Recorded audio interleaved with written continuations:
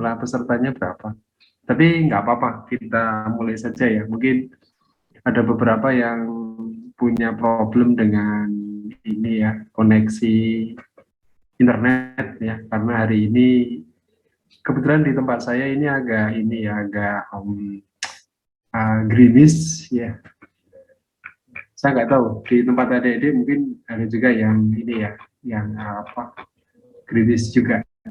Oke, kita mulai saja deh. Nanti yang belum hadir nggak apa-apa, biar bergabung ya, menyusul maksud saya. Oke, sebentar saya bikin backup dulu ya. Ini ada kelupaan saya.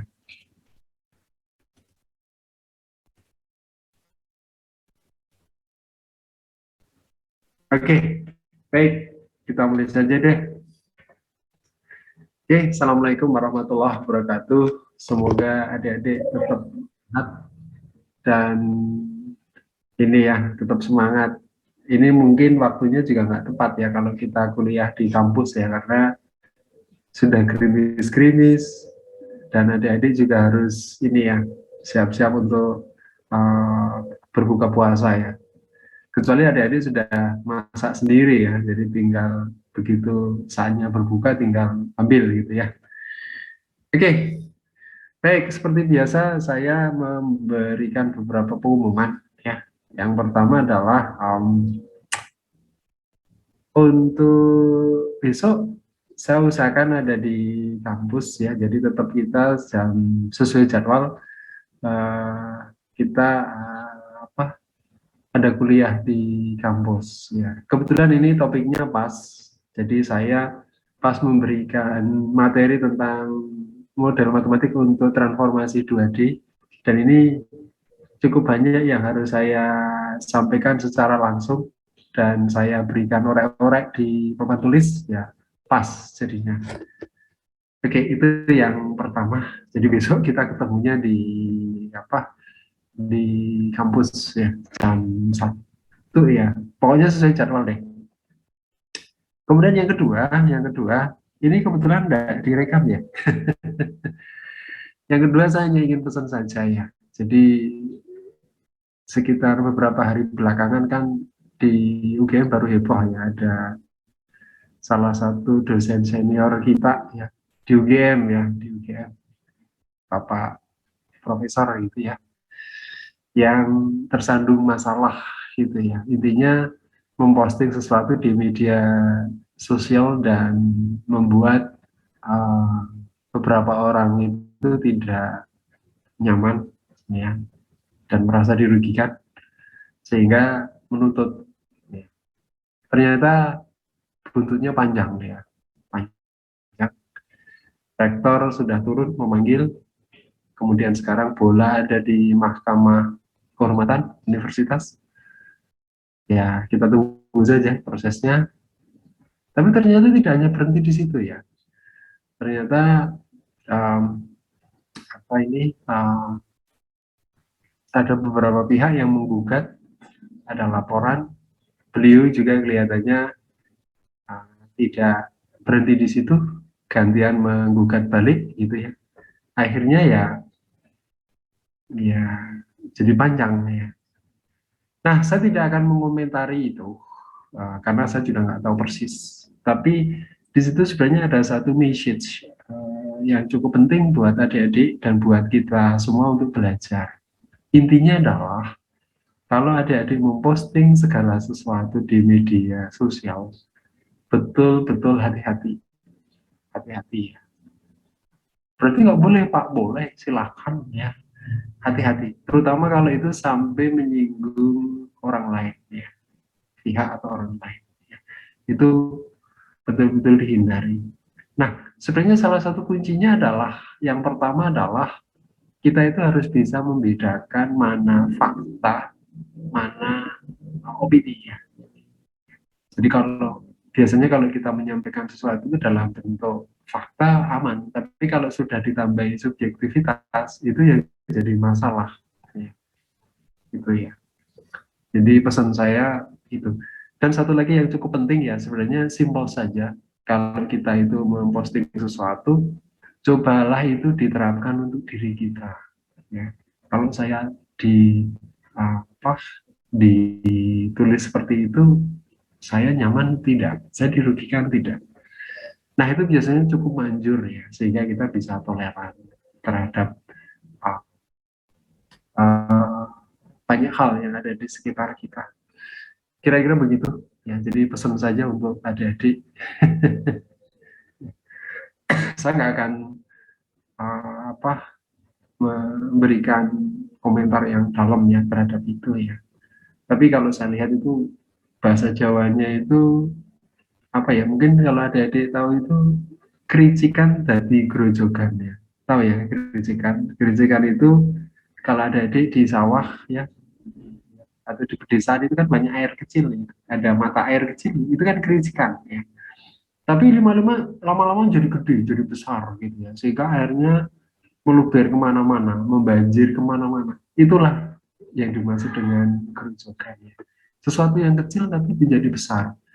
Dan saya nggak membayangkan ini ya, effort, waktu, perhatian, tingkat stres, dan ini ya, bisa jadi buaya yang saya yakin itu sangat besar ya, untuk mengembalikan seperti semula ya.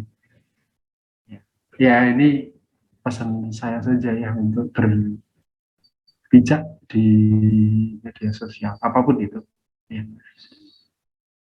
Oke, kira-kira itu pesan saya untuk adik-adik, dan ini sudah cukup banyak ya, dan tiada kelihatannya banyak juga yang belum absen. Tidak apa-apa ya, tidak apa-apa, nanti di akhir saya posting ulang ya. Oke, nah sekarang akan saya ingatkan lagi materi yang sudah saya posting ya.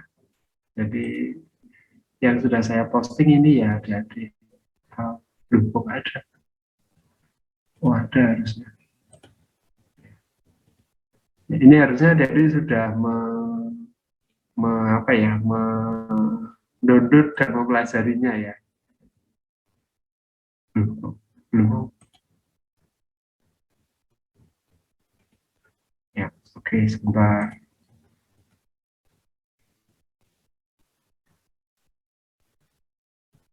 Loh, kok nggak mau share screen? Oh ini dia. Ya, baru mau.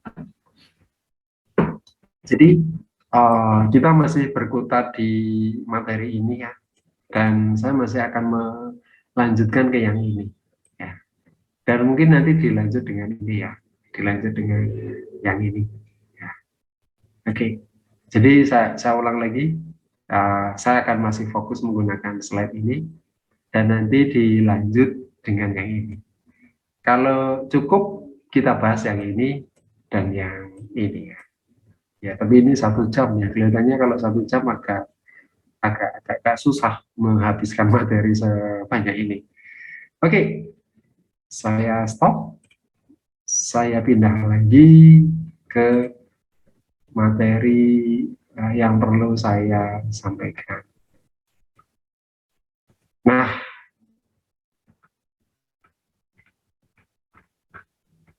oke. Minggu lalu sudah kita bahas tentang ini ya. Ini juga sudah ya. Jadi intinya kalau ada adik melakukan transformasi dalam bidang ya, itu ada beberapa hal yang harus diperhatikan ya. Yang pertama adalah kenali dulu sifat fisiknya, kemudian memilih model matematik yang cocok. Itu yang pertama. Kemudian yang kedua, adik-adik untuk melakukan transformasi kan butuh titik kontrol. Nah itu nggak boleh pas. Jadi di persamaan yang sudah ada dipilih, itu dikenali parameternya berapa, butuh berapa parameter. Ya, kalau sudah, baru adik-adik menentukan titik kontrol. Dan itu nggak boleh pas. Jadi kalau titik kontrolnya pas, maka terjadi fixed solution. Sehingga apa? Kalau dari data itu ada yang salah, adik-adik nggak bisa detect. Karena nggak ada yang kontrol. Tapi kalau adik-adik apa itu lebihkan, ya, jadi ada pengamatan lebih, titik kontrol lebih, itu nanti akan ketahuan. Tidak usah khawatir, selama hitungan ataupun data kita itu bagus, ya, maka apa ya, maka RMS-nya, indikator ketelitian dari transformasi itu juga akan bagus. Kira-kira begitu. Besok kita buktikan ya di papan tulis ya. Oke. Nah ini dari sekian banyak model transformasi ini yang paling simpel adalah conform. Ya. Jadi ini bagaimana kalau terjadi translasi sebuah titik ya dari titik P ke PXZ. Ini kemarin sudah kita singgung. Kemudian tapi tadi itu translasi yang berubah posisi titiknya, jadi terdeformasi. Tapi kalau ini yang deformasi adalah sistemnya, titiknya tetap, tapi sistemnya berubah. Minggu kemarin juga sudah saya berikan contoh ya. Nah kemudian kalau terjadi rotasi, seperti ini. Ini rotasi.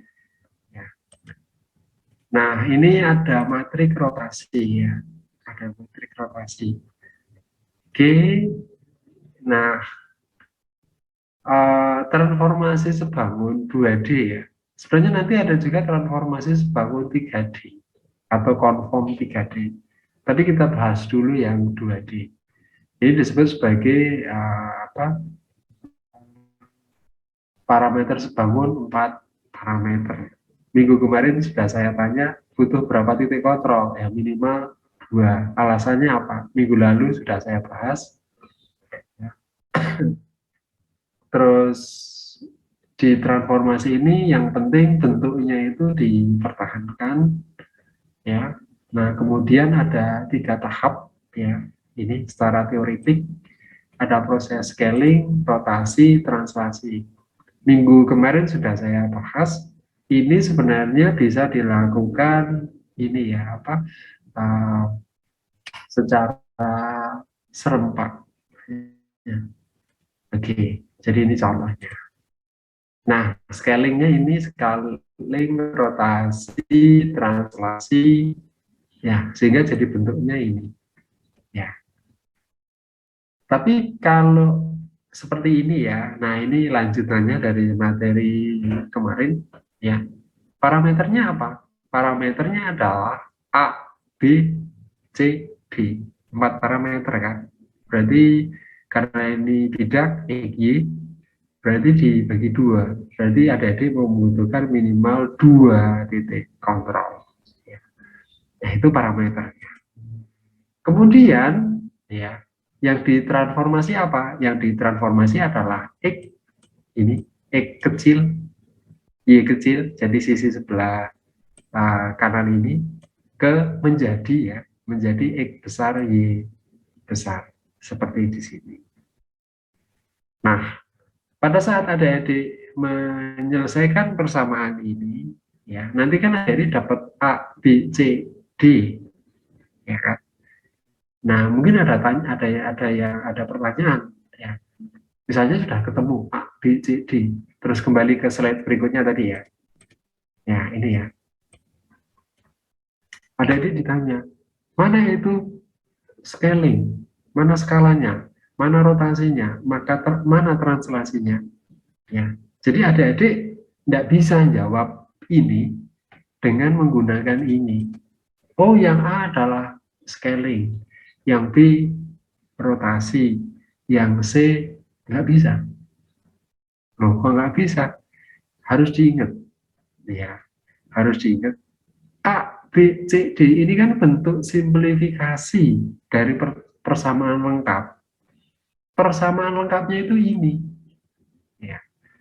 Jadi kalau adik-adik sudah dapatkan parameter, terus ditanya berapa besar scalingnya, berapa besar rotasinya, ini harus dikejar dulu, harus dilanjutkan lagi sehingga dapat ini. Ya, makanya ini diberikan ini. Jadi baru setelah dapat theta ini ya, theta itulah rotasinya. Begitu dihitung S, itulah scalingnya. Begitu adik-adik dapat TX, TY, itulah translasinya. Ya. Jadi itu sering sekali menjebak. Ya. Adik-adik menyelesaikan persamaan linear ini sudah menganggap bisa mengetahui besar scaling, rotasi, dan translasi. Padahal belum. Ya, kira-kira begitu. Nah, mungkin ada pertanyaan dulu, Pak, kalau begitu bagaimana kalau kita sebenarnya di soal itu nggak dipertanyakan berapa besar scaling, rotasi, translasi. Tetapi yang ditanyakan adalah dari sistem X, Y kecil menjadi Y besar gimana? Ya nggak masalah, berarti nggak usah dihitung. Cukup selesaikan dengan persamaan nomor 5. Ya. Besok kita lihat bareng-bareng di papan tulis ya, penjelasan detailnya. Ya. Kira-kira begini ya. Nah, ini contohnya seperti ini. Nah, kalau seperti ini yang baru saja tadi saya sampaikan. Ini kan ada titik yang diketahui di dua sistem. Sistem pertama kan ini. Ini. Oh, oh sorry, ini tujuannya. Kemudian sistem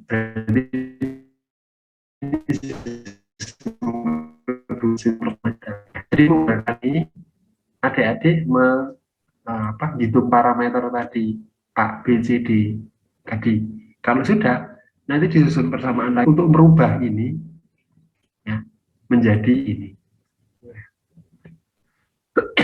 Kira-kira begitu. Ya, ini sangat direkomendasikan adik-adik mencoba. Ya, mencoba. Ya, mencobanya gimana? Ya, ini kemarin seperti di sini. Nah, misalnya A, B sebagai sekutu, B dan C sebagai sekutu, A, C sebagai sekutu. Bagaimana kalau simul? Nah, coba sebenarnya yang ini nanti parameternya akan berbeda meskipun kecil. Ya, sehingga X, Y besarnya juga akan berbeda untuk nomor 1, nomor 2, nomor 3. Itu yang pertama. Nah, kalau gini kan ada bingung. Mana yang paling valid? Ya, susah kan? Nah, kalau yang paling 4, inilah yang paling teliti. Dan kalau seperti ini, adik-adik tidak bisa diselesaikan dengan substitusi biasa. Minggu lalu sudah saya sampaikan, adik-adik menggunakan berdasarkan. Jadi sebenarnya nanti ujungnya, kesimpulannya, itu adik-adik direkomendasikan menggunakan yang itu penekanan di materi ini ya, materi sesi ini. Nah, kemudian, sebelum ke Afin, mungkin ada pertanyaan. Kalau ada, saya stop share dulu. Ya, silakan kalau ada. Belum? Baik. Kalau belum, saya lanjutkan ya. Jadi tadi disebut-sebut ada matrik rotasi ya. Matrik rotasi itu gimana kok bisa terjadi? Nah, ini yang akan saya bahas. Oke, saya share screen. Ada dilihat. Ya. Nah, ini saya pakai di bidang fotogrametri, tapi sama saja ya. Ternyata di mata kuliah manapun sama aja. Ya. Oke, kira-kira gimana? Ada dilihat ya, ini rotasi bidang. Berarti kita bekerja di 2D bidang. Itu pertama. Kemudian kalau ketemu gambar seperti ini ya, slide seperti ini ya, ada jangan pusing-pusing, jangan berpikir yang sulit-sulit melihat yang ini, jangan dilihat dulu, dilihat dulu yang mudah. Yang mudah apa? Lihat aja ini. Nah, ini pun juga kompleks. Nah, kita urai satu-satu. Jadi ada dilihat. ini ada satu titik P, ya, ada dilihat, ya, P ya, itu di apa ya, dinyatakan koordinatnya dalam sistem koordinat X, Y. Berarti koordinatnya berapa? Ya, koordinatnya ya ini X, P, kemudian YP, YP-nya ini. Ya, berarti kan dalam sistem koordinat ini ya. Nah, oke. Terus, mungkin saya pakai annotation saja ya. Nah, ini titik P-nya ya. Nah, terus ini ternyata sumbunya berotasi, titiknya tetap, tapi berotasi sebesar alfa. Sehingga sumbu X ini menjadi ini, X aksen. Ya, sumbu Y menjadi ini. Nah, sehingga menjadi yang baru yang merah. Nah, sumbunya ini.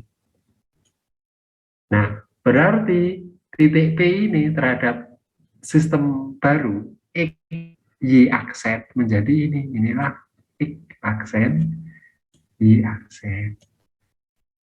Ya. Oke ya, simpel ya. Nah, sekarang saya clear dulu. Oke, nah setelah demikian, nah kita gambarkan ini ya. Ini kita ya latihan membuat ini ya semacam kita lakukan analitis ya, sehingga ini kita beri notasi seperti ini ya, ada D, ada B, ada A, dan ada C, dan seterusnya. Nah, kemudian adik-adik bikin persamaan ini ya. X aksen itu mana sih? Kita lihat. X aksen itu kan ini toh, ini E. Berarti X aksen itu kan ini toh. Ya, ini kan. Pindah itu. Udah, udah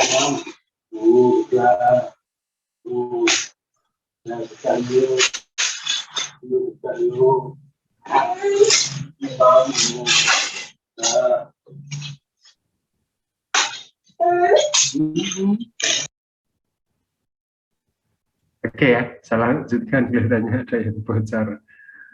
Oke, saya lanjutkan. Ini ya, X aksen tadi adalah A per B. Ya ini karena ini adalah B, ini adalah B, ini.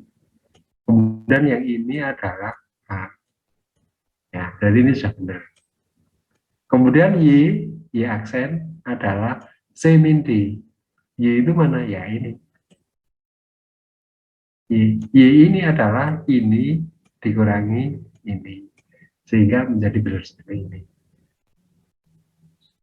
Oke ya. Oke, saya clear dari dulu. Nah, di sini berarti sudah benar ini. Nah, kemudian, ada dilihat yang atas ini ya, A plus B. Nah, ini kan bisa dirubah menjadi seperti ini. Ya kan? Nah, tinggal aja dirunut dari sini. Ini kelihatannya mungkin pelajaran SMP atau SMA ya. Ya, saya masih ingat ini. Kemudian yang ini juga bisa dirubah ini. Nah, sehingga saya clear lagi, sebenarnya ujungnya adalah ini nih persamaannya. Tapi persamaan itu sulit diselesaikan dengan komputasi. Ya, apalagi kalau ada dia mau nulis kode ya. Ya sudah adik-adik dibikin format metrik ya. Jadi dijadikan matriks. Nah, yang ini menjadi ini. Jadi ini X cos alpha plus Y sin alpha adalah sama dengan X aksen. dengan Y aksen. Ya, Y aksen ini kan min sin alpha kalikan X plus Y cos alpha. Nah, inilah matrik rotasinya. Nah, ini adalah ini.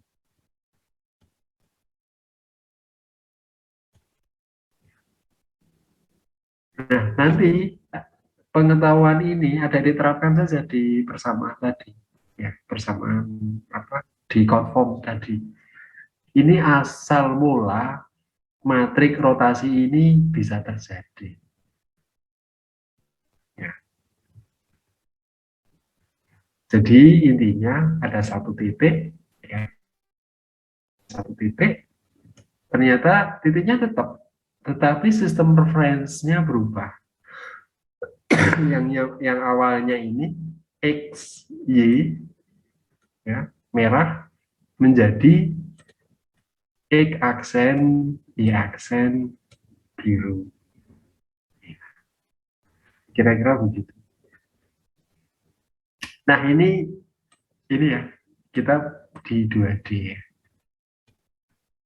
Nah sekarang masalahnya yang agak complicated ya. Misalnya nanti adik-adik belajar transformasi konform 3D. Nah ini agak kompleks. Nah tentu tersebut kompleks sebenarnya juga mudah kok bisa dirunut. Jadi adik-adik saya clear dulu ya. Adik-adik lihat aja di ini ya, berikutnya ini. Ya, ini sudah dalam ruang. Ya, ini sudah dalam ruang 3D. Nah, tapi tetap meskipun dalam ruang, pembentukan matrik rotasinya itu tetap basicnya dari sini. Ini kuncinya adik-adik pelajari dulu. Begitu ini sudah adik-adik kuasai, nggak ada masalah.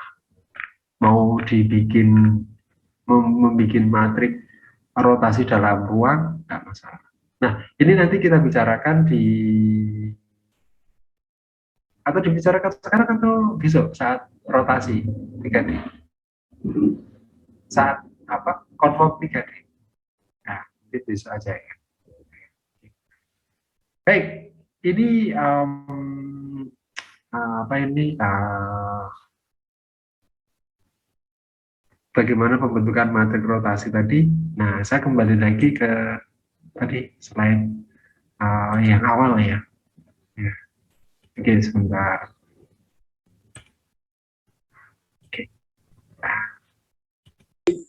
Apa lagi ya? Nah, jadinya ada lagi. Oh, sebentar. Ada yang bocor lagi ya? Gak apa-apa ya, mungkin kadang-kadang kelupaan. Saya pun juga sering kelupaan. Gak apa-apa. Oke, sudah nggak bocor ya. Oke, saya kembalikan lagi. Nah, ini tadi. Ini kenapa terjadi matrik rotasi tadi itu seperti tadi ya, yang ini, yang ini. Itu ceritanya yang tadi itu, menggunakan itu. Ya, nanti disesuaikan saja rotasinya. Yang penting adik-adik paham bagaimana pembentukannya. Oke, sebelum saya lanjut, ada yang akan ditanyakan? Silahkan. Ya. Jadi untuk apa? Untuk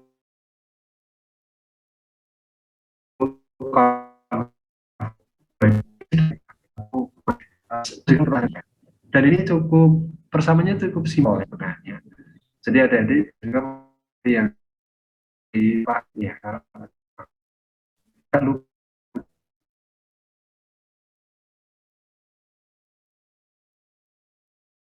kerja itu afin jadi persamaan komponen afin ini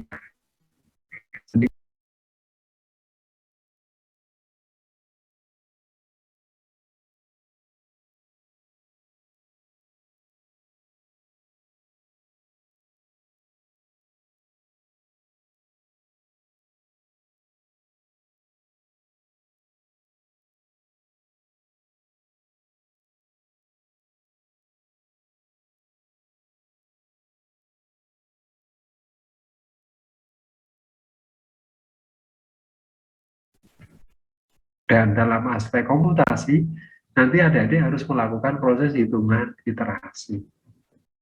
Ya, berarti kalau hitungan iterasi itu ya kita nggak punya pilihan lain ya. Harus menggunakan ini ya komputer ya. Boleh menggunakan program yang murni C, Fortran atau yang lainnya, atau beberapa script yang sudah ada ya, misalnya ada menggunakan rutin-rutin yang ada di MATLAB ya, atau Octave atau yang lainnya ya, kira-kira begitu. Uh, Silakan, ada yang mau ditanyakan sambil saya tunggu ya. Ya. Ada yang akan ditanyakan? Belum ya. Oke, kelihatannya clear deh. Oke, oh ya, satu lagi, kalau adik-adik membutuhkan latihan nanti dikoordinasi dengan asisten ya. Ya. Dan apa, atau tutor ya. Dan itu kan sudah ada. Jadi tutor adik-adik ya sama seperti saat adik-adik masih belajar dengan Pak Cecep. Sama. Oke, baik, kita lanjut ya. Kita lanjut.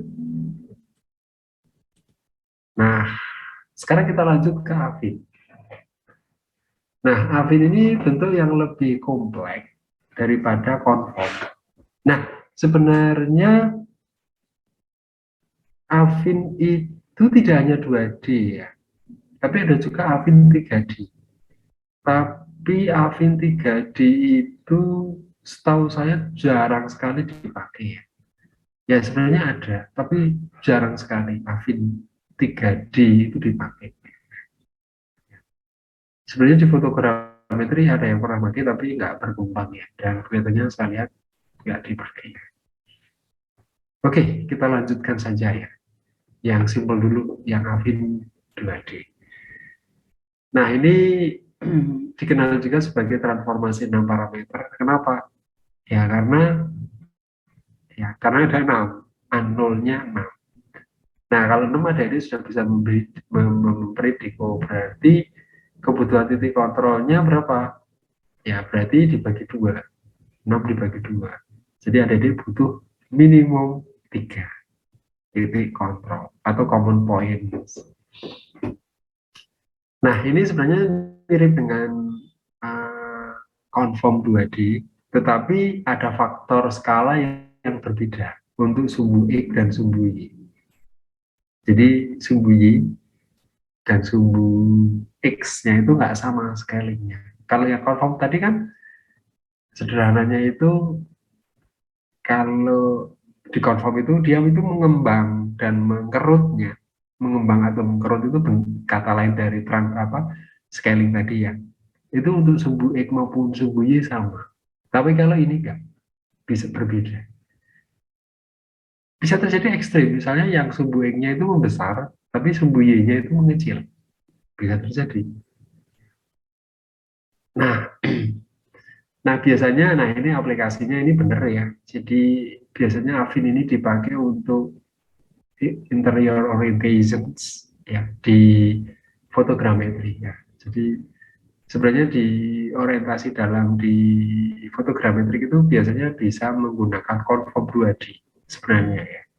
Tetapi hampir di semua software fotogrametri yang saya tahu selalu menggunakan Afin. Kenapa? Karena ini yang lebih akurat.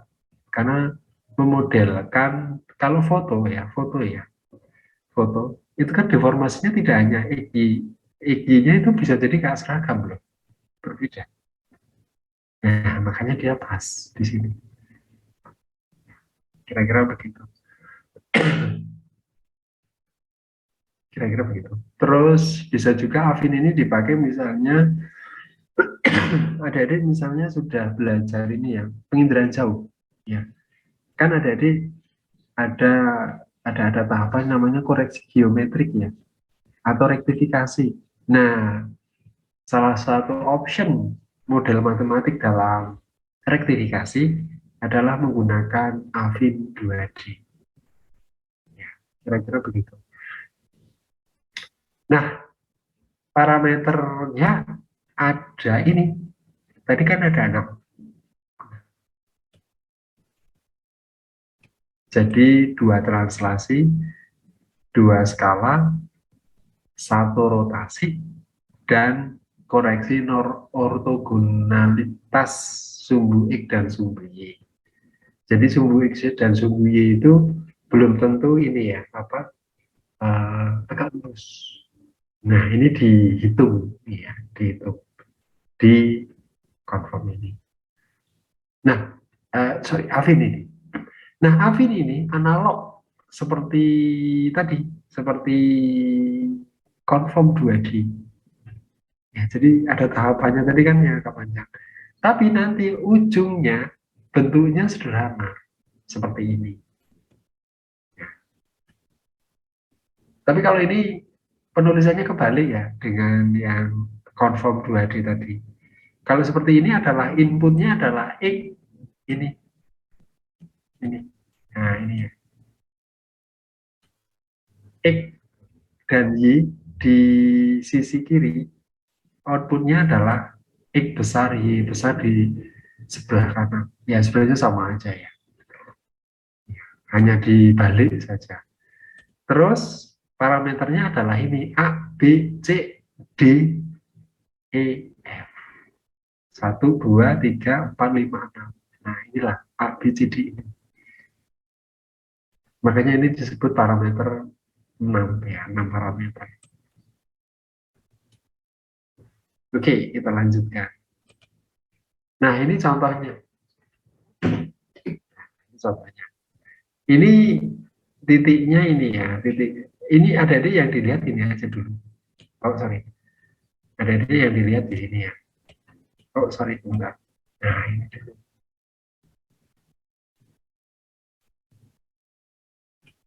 Ya, ini dulu. Yang sisi ini, SXY jangan dilihat dulu. Ini karena nanti ceritanya akan kompleks ini. Akan kompleks.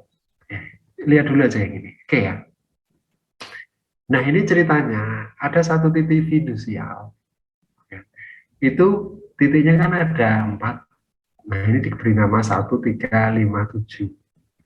Ya, itu diukur di sistem koordinat foto dan di sistem koordinat fidusial. Nah, itu ketemu seperti ini. Ya. Nah, ini adalah sistem koordinat fotonya adalah ini ya. Ini. Nah, kemudian koordinat fidusialnya adalah yang ini. Ya, yang ini. Oke. Oke, mungkin pakai anotasi aja. Yang ini yang merah ini yang sistem koordinat foto.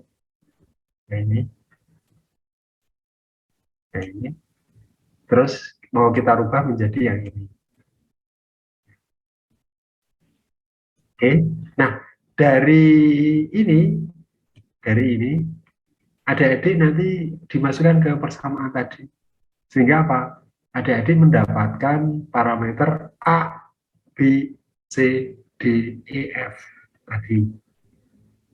Nah, kalau sudah, nanti dipakai untuk mentransformasi ini menjadi ini dan ini.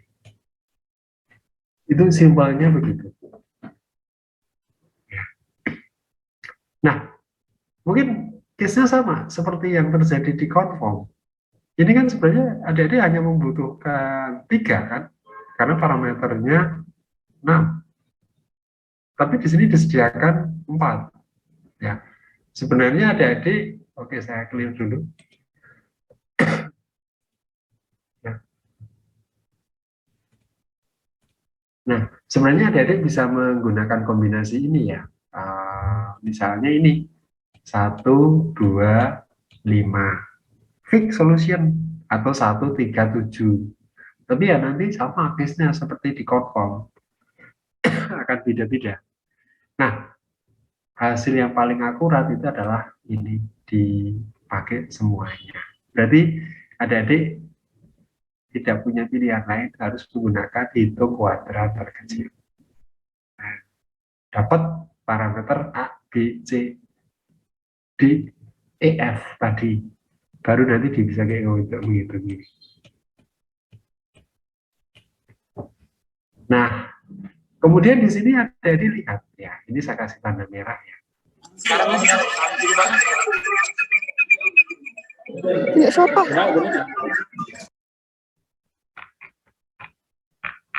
Oh, ada yang bocor lagi. Oke, nggak apa-apa.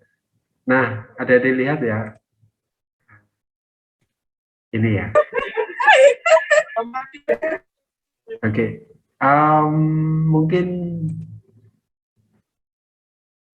mungkin ada yang tahu ya, ini menunjukkan apa ya ini?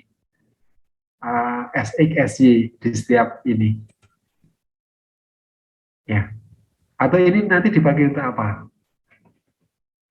Untuk koreksi Pak, simpangan bakunya niku. Untuk koreksi.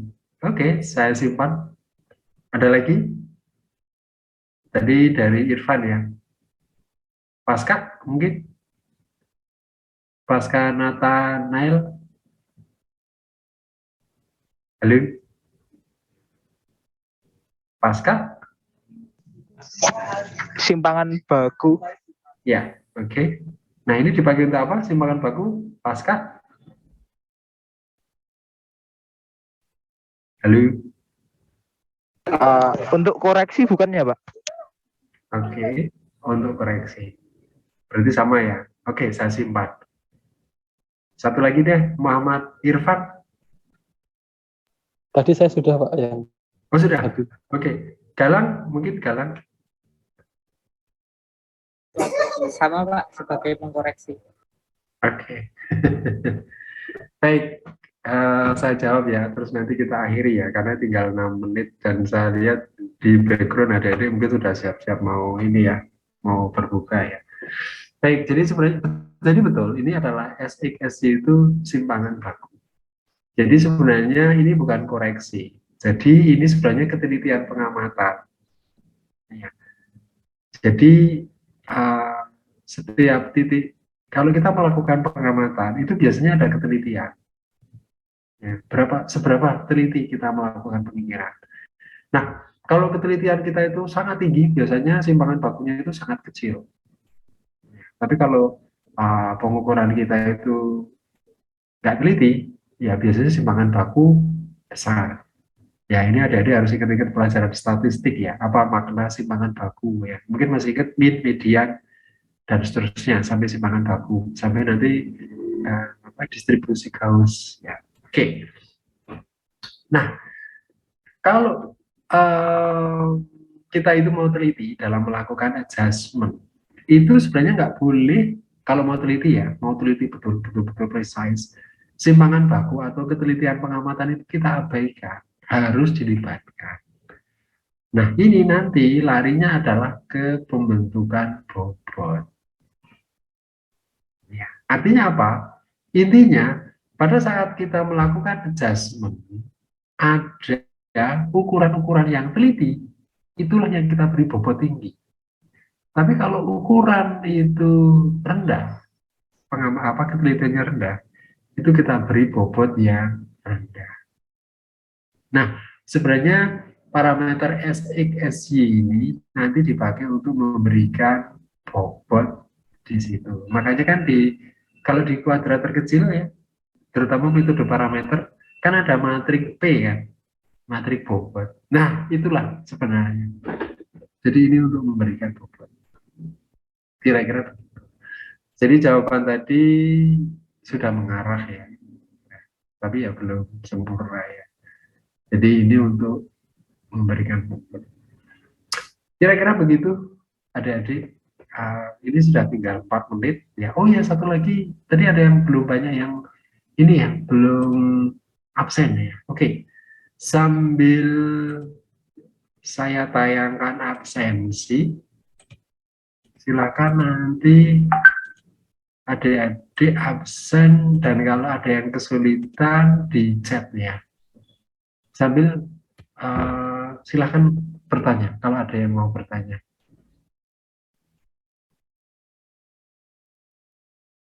Oke, ada yang bertanya? Tidak ada? Oke, clear. Baik, tidak ada. Ada yang masih kesulitan absen? Ada belum berhasil absen?